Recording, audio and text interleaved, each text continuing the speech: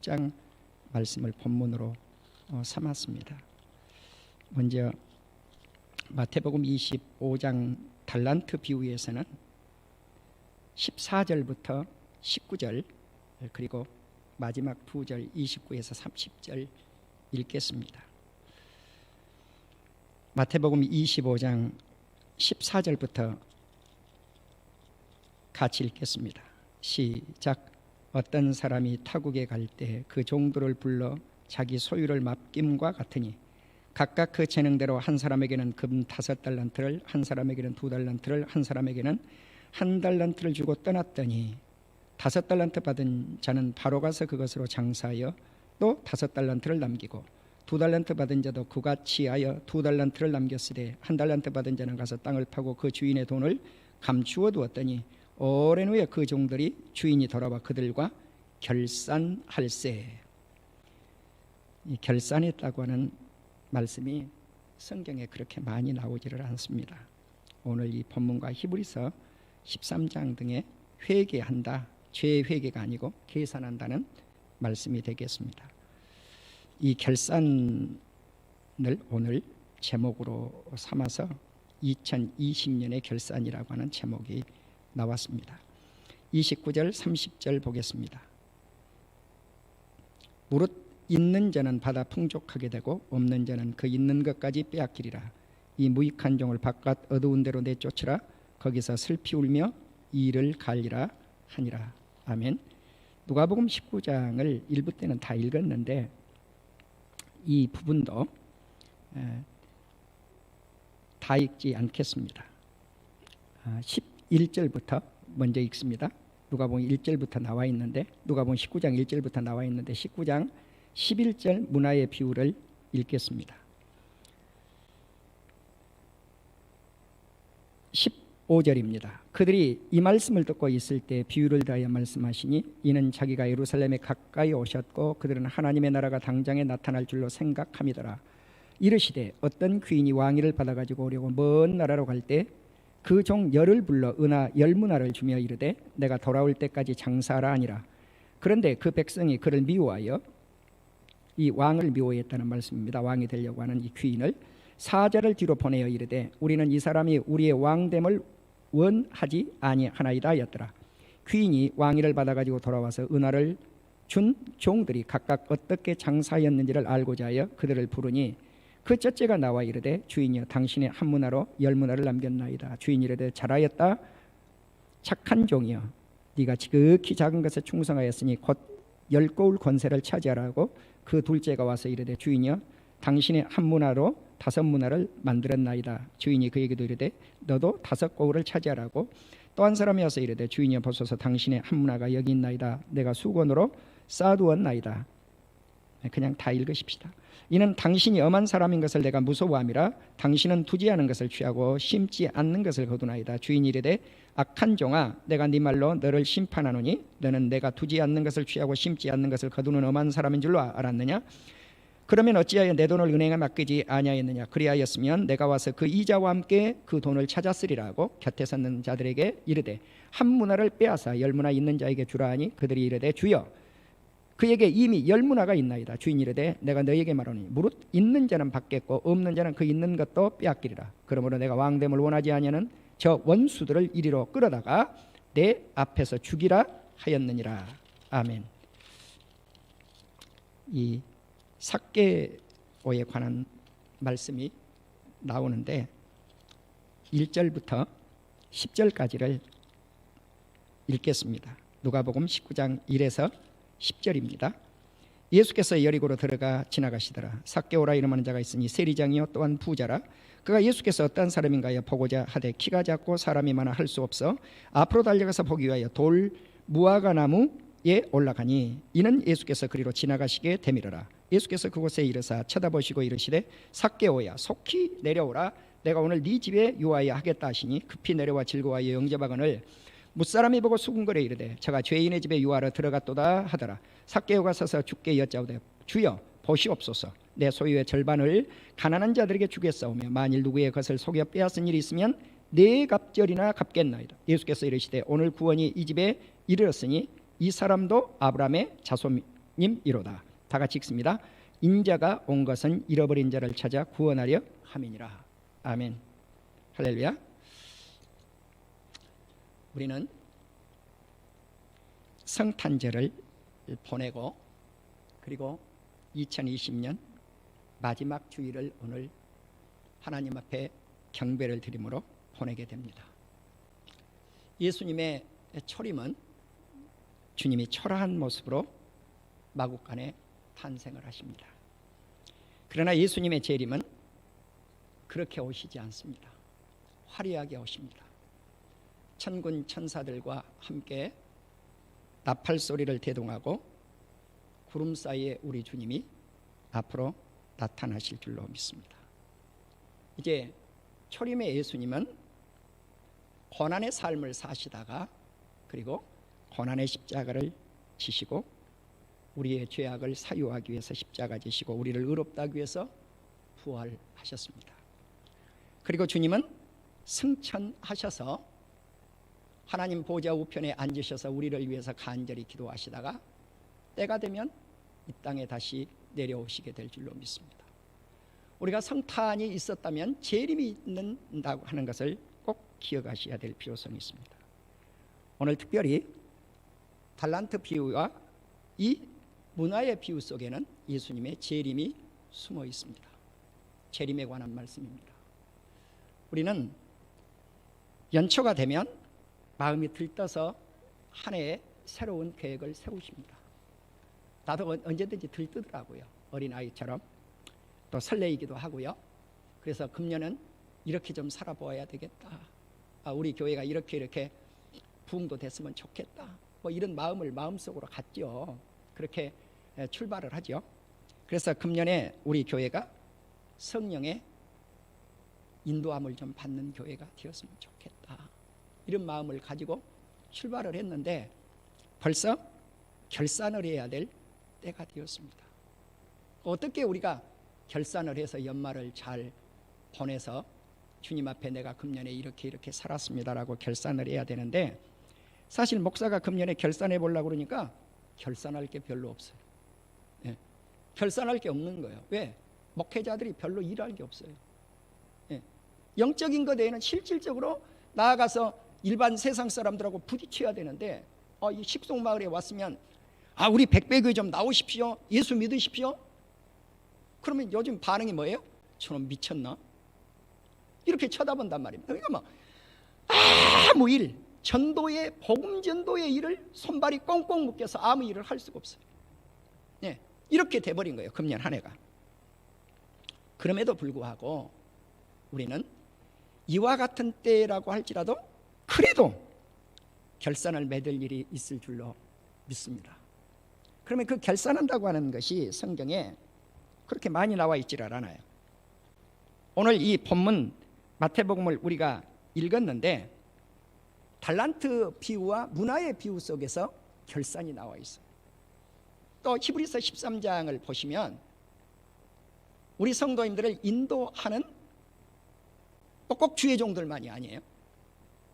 인도자들, 예수님께로 이끌어서 선생님을 이렇게 역할을 하시는 사람들, 이분들이 하나님의 나라에 가면 결산할 때가 온다는 거죠.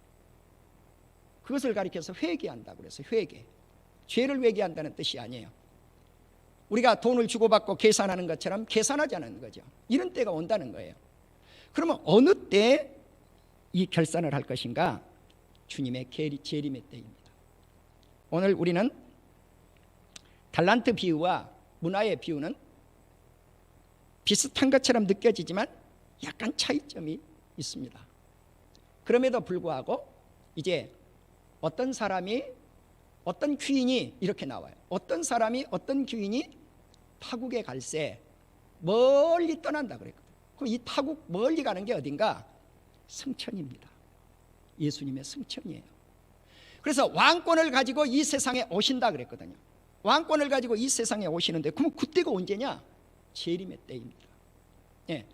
그런데 왕권을 가지고 우리 주님이 이 세상에 오시겠다고 하는데 이 말씀의 뜻을 잘 이해하지를 못하니까 이 종들이 싫어해 가지고 당신은 우리의 왕이 되기를 우리가 원치 않습니다 하고 특별 사신들을 보내가지고 당신 왕으로 오지 말라는 거예요. 여러분, 아무리 왕으로 오지 말라고 그래도 우리 예수님은 왕권을 가지고 이 세상에 오십니다. 아멘. 여러분, 유태인들이 예수님을 왕으로 모십니까? 아니잖아요. 그들은 재림 예수님 믿지도 않아요. 그럼 누구 믿어요? 초림 예수를 기다리고 있는 거예요. 우리가 알고 있는 그 예수님이 아니에요. 그들은 메시아를 기다리고 있다고요. 대망하고 있다고요. 우리는 탄생해버렸는데 재림하셔야 되는데, 그들은 이제 오셔야 될 예수님을 기다리고 있단 말이에요. 메시아를 기다리고 있는, 꼭 예수님이라는 뜻이 아니고, 메시아를 기다려요. 그리스도를 기다려요. 그러니까 왕권을 인정하지 않고 있는 사람들도 있다는 것입니다. 자, 그러면 이 두 비유 속에서 어떻게 이 비유가 전개되는가? 한 삭개오라고 하는 인물을 등장을 시킵니다. 문화의 비유를 보면, 그러면 이 삭개오는 어떤 사람인가? 요즘으로 말하면 세무서 서장, 세리장이에요. 그럼 이 당시 세무서장, 그러면 세무서 직원 정도만 돼도 다 어떻게 생각을 했는가? 아, 돈 많이 버는 죄인들, 이렇게 취급을 받았어요. 나는 요즘 보면요, 미국도 영적으로 타락을 한 나라구나. 그게 느껴져요. 우리보다 더해요, 그 사람들. 내년도 예산을 세웠는 걸 보니까요, 어마어마한 예산이 누가 다 갈취하는가? 국회의원들이 갈취하게 만들어놨더라고요. 그래서 저 나라도 도덕적으로 타락했구나. 내가 일부 때는 이런 말씀을 안 전했어요. 그러니까 메시지를 전할 때 보면 주님이 주신 메시지가 달라요. 그런데 얼마나 이 사람들이 타락을 하는가? 백성들을 생각하지 않더라고요.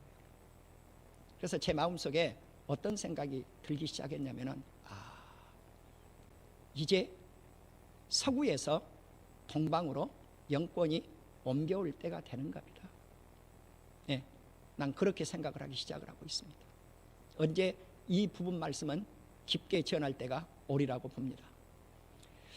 이제 보편적으로 이렇게 세무서 직원들은 타락한 사람, 죄인 취급을 했는데, 그러나 알고 보면 삭개오는 그런 인물만은 아니었다고 하는 사실입니다. 그런데 이 삭개오가 특징 하나를 몸에서 가지고 있었는데, 그게 뭔가? 키가 작았다고 그랬어요. 키 작은 사람을 몇 센치를 키가 작다고 해야 되는지는 모르겠습니다만, 아마 한 남자가 155cm 정도 된다, 이러면 뭐 작다 그러겠죠. 160cm 정도 돼도 요즘 작다 그래요. 170cm도 요즘은 작다 그러더라고요. 그러니까 뭐 이제 시대에 따라서 약간 그것은 다르겠습니다만, 어찌됐든가 이 사람은 왜소한 사람이었어요. 자, 그런데 예수님이 여리고성에 오신다는 소식을 들었어요. 문제는 뭐냐면, 예수님을 만나려고 인산인해를 군중들이 몰려들었으니까 예수님을 만날 길이 없는 거예요. 환경적으로 만날 길이 없어요. 사람들이, 자기보다 키가 큰 사람들이 둘러싸여 버리는데 예수님이 지나가도 안 보이잖아요. 아무리 쳐다봐도. 나는 이 말씀을 금년도 같은 우리의 환경으로 생각해 보았습니다. 코로나로 우리가 아무것도 알 수 없는 위기를 만난 거죠. 위기를 만났어요, 금년에. 그런데 이런 상황 속에서도 우리가 삭개오를 보고 낙심하지 않아야 된다. 삭개오는 작은 키를 어떻게 문제를 해결했는가? 우리말 성경에는 돌감람나무, 과거 성경 그렇게 나왔어요. 그런데 이 돌포도나무 아니면 단풍나무, 어떤 이름을 붙였든 성경적으로 크게 잘못되지는 않았어요. 자, 그런데 이 나무는 보통 이 둘레를 보면은 뭐 1.85에서 2.3 뭐 이렇게 나오는데, 둘레가 한 2m 정도가 아니고 한 그 센치로 보면 그 얼마로 봐야 될까요? 이렇게 한 몸통이 키는 작고 조금 둘레가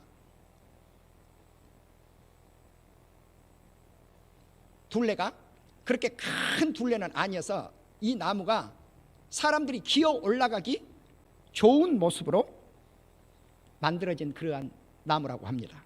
그래서 그 나무에 쏜살같이 기어 올라가서 예수님이 오신 장면을 목격하게 되죠.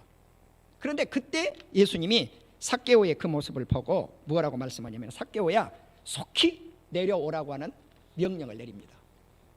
내가 너희 집에 오늘 가야겠다는 겁니다. 그때 삭개오가 자기 집에 찾아온 예수님을 만났을 때 사람들은 예수님이 죄인의 집에 들어간다고 수군수군하고 비방을 하죠. 근데 삭개오가 우리가 읽었던 말씀대로 뭐라 그럽니까? 내 재산을 팔아가지고 가난한 사람들에게 절반을 뚝 잘라서 나눠주겠다는 거예요. 그리고 내가 만일 도적질을 해가지고 이렇게 부자가 됐다면 4배로 그 사람에게 갚겠습니다. 이 말씀을 보면요, 그 당시 사람들이 세무서 직원을 보는 입장하고는 좀 다른 개념. 삭개오는 좋은 사람이었다. 그런데 예수님이 삭개오에게 참 네가 잘한도다 그렇게 말씀하지 않고 이 집에 구원이 이르렀다는 거예요. 이 집에 구원이 이르렀다는 거예요. 그리고 남긴 말씀이 나는 잃어버리는 자를 찾아 이 땅에 오셨다는 겁니다. 잃어버린 자 누굽니까? 죄인이에요. 죄인 한 사람을 찾아서 하나님께서 구원시키는 이 일이 소중하다고 말씀을 합니다.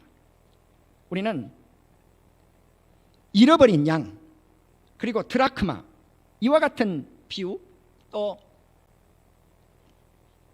잃어버린 탕자, 첫째, 어떤 성경은 첫째로 나오고 어떤 성경은 둘째 아들로 소개가 되어져요. 사본에 따라서 다릅니다.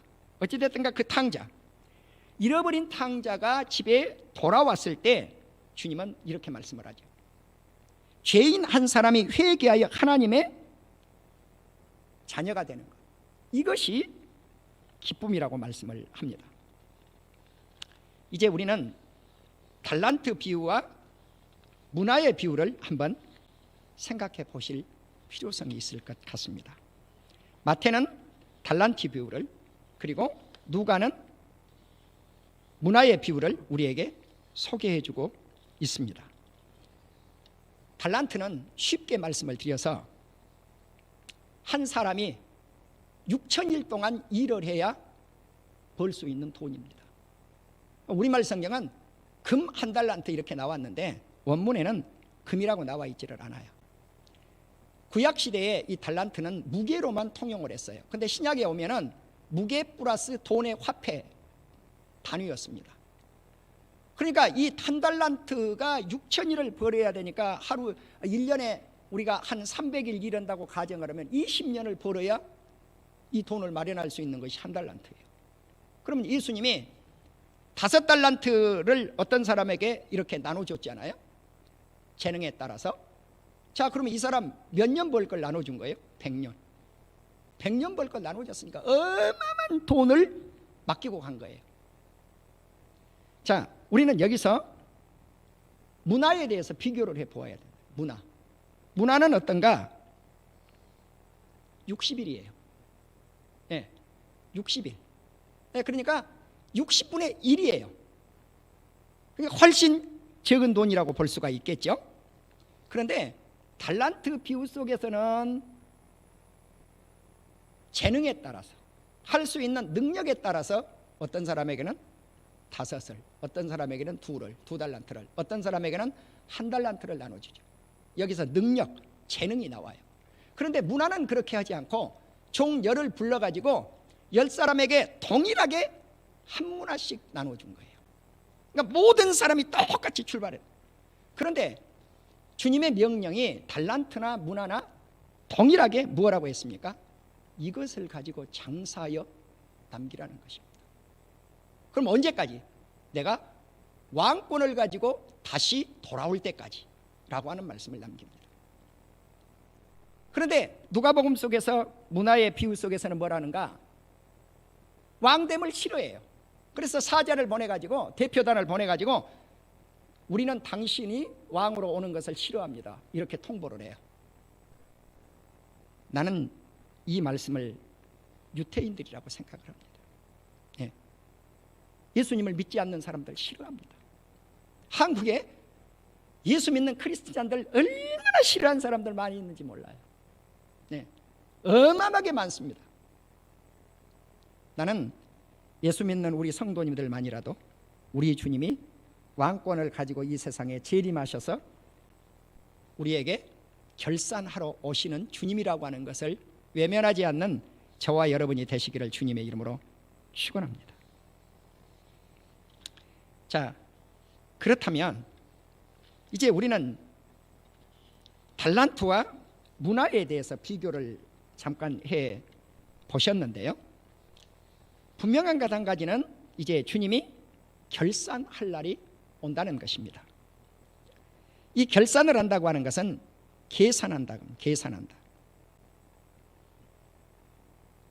그래서 NIV 성경하고 뉴 아메리칸 스탠더드 바이블을 보면은 settled account 그랬어요. 무슨 말씀이냐면은 계산을 결정한다는 거죠. 계산을 결정해요. 킹 제임스 버전은 그들과 함께 계산을 한다. 네, 이렇게 되어 있습니다. 그러면 언제 계산을 할 것인가? 예수님이 재림하시고 나서 계산한다는 것입니다. 우리 주님이 종말에는 행한 대로 갚아주신다고 말씀을 하고 있습니다. 자, 그러면 그 계산을 할 때 무엇과 접목이 되느냐? 행함과 접목이 된다는 거예요. 행함과. 우리 성도님들이 행함을 무시하면 안 돼요. 구원의 조건은 행함으로 가는 게 아니에요. 믿음으로 가요. 그런데 믿음은 언제든지 무엇과 함께 동반을 하느냐? 행함과 함께 동반을 해요. 이걸 간과해 버리면 안 돼요. 여러분, 우리가 나는 천국에 가보지를 못했어요. 지옥을 가보지 못했어요. 그러나 지옥 천국을 다녀온 분들 간증집을 다 보시고 다 들어보세요. 공통점이 뭐냐? 다 이 세상에 저 사람은 정말 좋은 사람이야. 저 목사님 진짜 좋은 목사님이야. 저 장로님 진짜 좋은 장로님이야. 그런데 어디가 있어요? 지옥에 가 있다. 여러분, 여기서 우리가 사람이 보는 시각하고 주님이 보는 시각이 다른데 그 평가가 어디에서 나온가? 행함에서 나옵니다. 행함에서 나옵니다. 어떤 분은 자기 제자 길러놓고 왔다는 거죠. 자기 제자, 예수님 제자가 아니고. 어떤 사람은 신앙생활을 잘했는데 교회 헌금위원을 하면서 도적질을 해먹은 거예요. 근데 보니까 지옥에 있더라는 거예요. 여러분, 여기서 우리는 깨달아야 될 부분이 있는 거예요. 그분들이 이 세상에 살 때 예수님 안 믿었냐고요. 예수님 믿는다고 믿었단 말이에요. 그럼 일반 사람들이 다 볼 때 저 사람 예수님 잘 믿네, 그런 시각으로 바라봤다는 거예요. 그래서 행함이 없는 믿음은 죽었다고 하는데 우리가 깊이 관심을 가져야 돼요. 그럼 예수님이 이런 말씀을 어느 때 가장 많이 남기셨는가? 십자가 지시기 전에, 예루살렘 입성하시기 전에 이 말씀을 제일 많이 남기셨어요. 우리는 마태복음 16장을 읽으시면 주님이 내가 3일 만에 살아날 것, 죽었다가 살아날 것을 제자들에게 선포를 해요. 그런데 그때 주님이 제자들에게 묻습니다. 너희가 나를 누구라고 하느냐? 그러니까 베드로가 뭐라고 답을 해요? 주는 그리스도시요 살아계신 하나님의 아들이십니다. 바요나 시몬아, 너에게 그것을 알려준 것은 네가 그렇게 고백하는 것이 아니라 성령께서 너에게 그렇게 고백한 것이다. 칭찬을 실컷 해놨더니 주여, 절대로 주님이 죽었다가 3일 만에 살아나시면 안 된다는 거예요. 그러니까 베드로가 의미를 모른 거죠. 왜 예수님이 죽어요? 선생님이 죽어요? 우리의 왕이 돼야 되는데. 그때 주님은 사탄아 내 뒤로 물러가라고 하는 말씀을 남기죠. 그때 주님이 자기를 부인하고 자기 십자가를 지고 예수님을 따르라고 말씀을 합니다. 누구든지 목숨을 구원하고자 하는 자는 잃어버릴 것이고 예수님을 위해서 목숨을 잃으면 찾으리라. 그래서 27절에 보면 그 말씀하시고 제일 27절에 보면 마지막에 뭐라고 말씀을 남기냐? 인자가 아버지의 영광으로 그 천사들과 함께 오리니 그때 각 사람의 행한 대로 갚으리라. 행위가 나와요. 행위가. 네. 가장 마지막에 상갑은 무엇으로 갚는가? 믿음으로 갚는 게 아니라. 근데 믿음으로도 또 나와요. 내가 이제 그 말씀 소개해드릴게요. 일부 때는 너무 막 쫓기니까 이 말씀을 치는 못 드렸어요.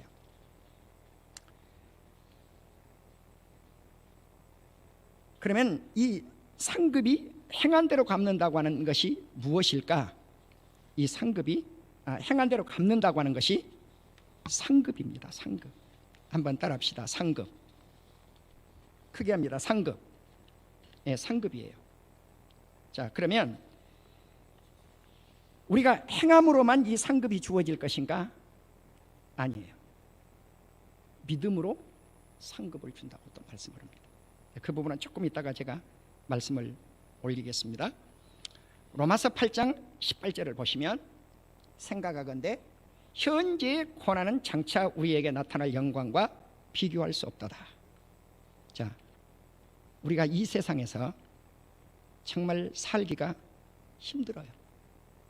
나도 목회자의 삶이 그렇게 평탄하지가 않아요. 예, 삶 자체로만 평탄하지 않아요. 교회에서 사례해 주시는 거 내가 내내하게 단돈 10만 원 갖다 준 적이 없어요. 예, 이자로 단하고 그렇게 없어요. 예, 한 번도 내가 갖다 준 적이 없어요. 최근에. 예. 그렇다고 해서 주님이 굶어 죽이진 않아요. 그러나 그때마다 생각을 해보죠. 하나님, 교회 빚을 다 갖고 나니까 왜 이제 개인 빚을 찰떡 주십니까? 캐션마크를 붙여보죠. 네. 교회의 빚을 청산하신 아버지께서 나의 빚을 청산하실 줄로 확실히 나는 믿습니다. 우리가 이 땅에서 뭐 빚을 져서 고난을 당하든 몸이 아파서 고난을 당하든 자녀의 어려움으로 고난을 받든 어떤 고난이 있든 우리가 고난을 당하려 누구든지 누구에게나 있어요. 마음의 아픔, 쓰라림, 번민.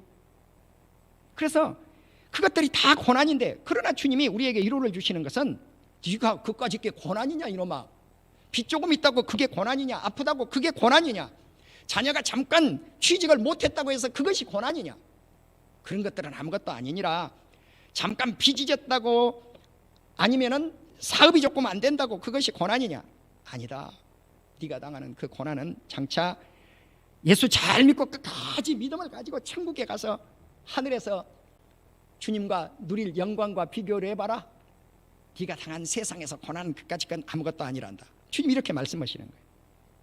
그래서 이 땅에서 우리가 고난을 받고 살지만 우리의 사역의 신실성, 충성, 이 땅에서 고난을 받지만 충성스럽게 주님이 일할 것을 우리에게 알려주고 있습니다.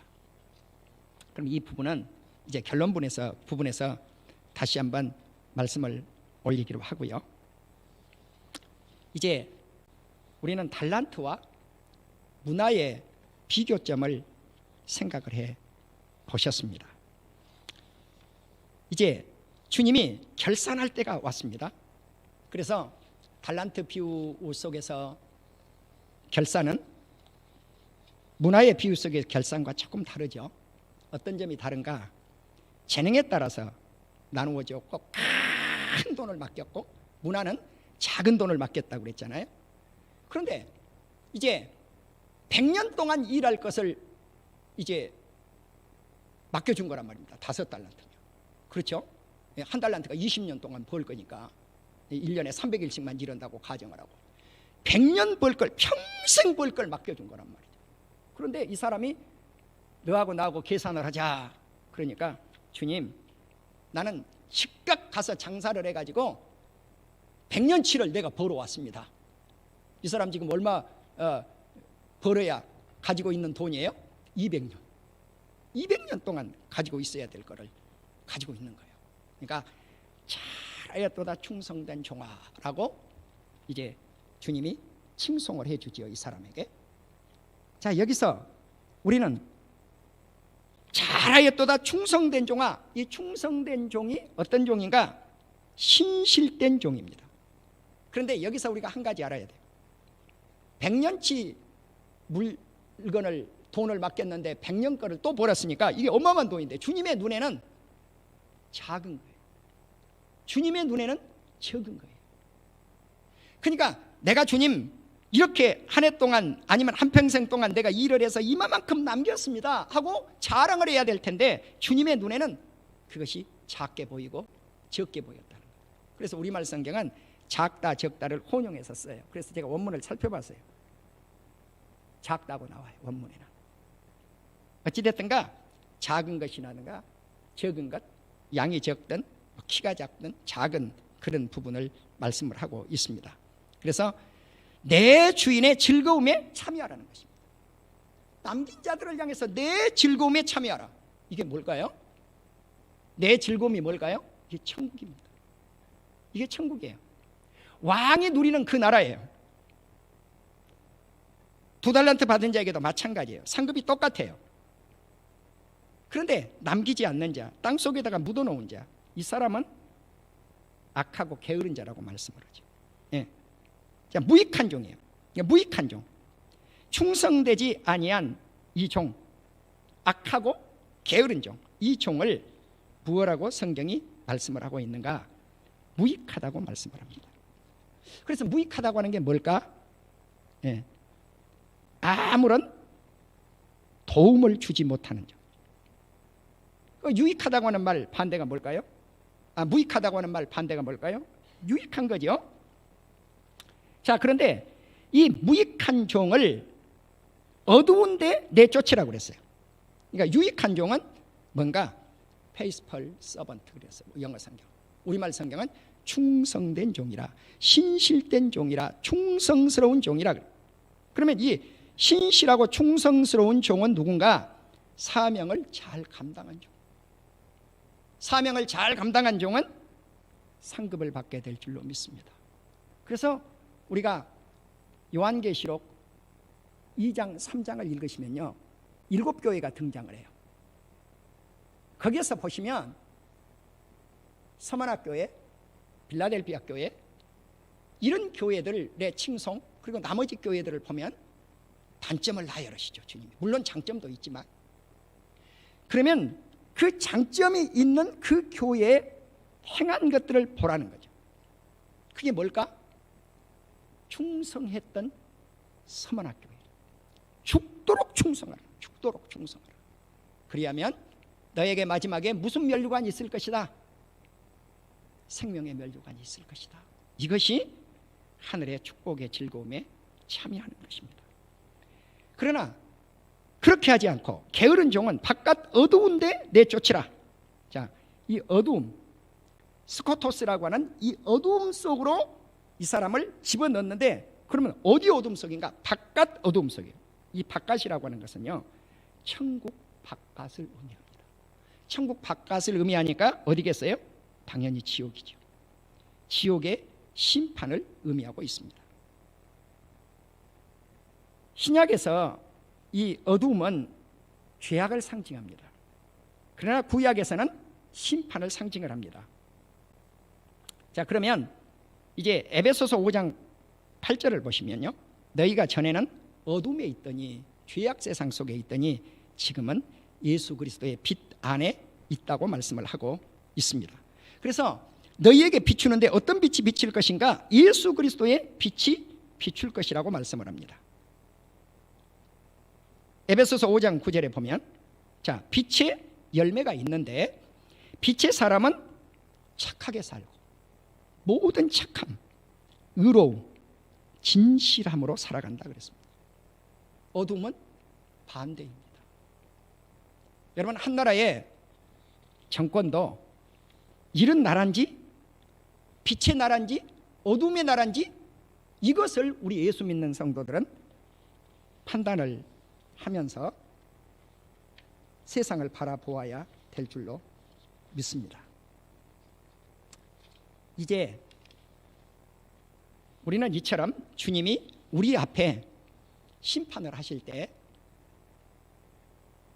네가 어떻게 그리스도의 빛의 생활 가운데서 살았느냐, 이 말씀을 한다는 거죠.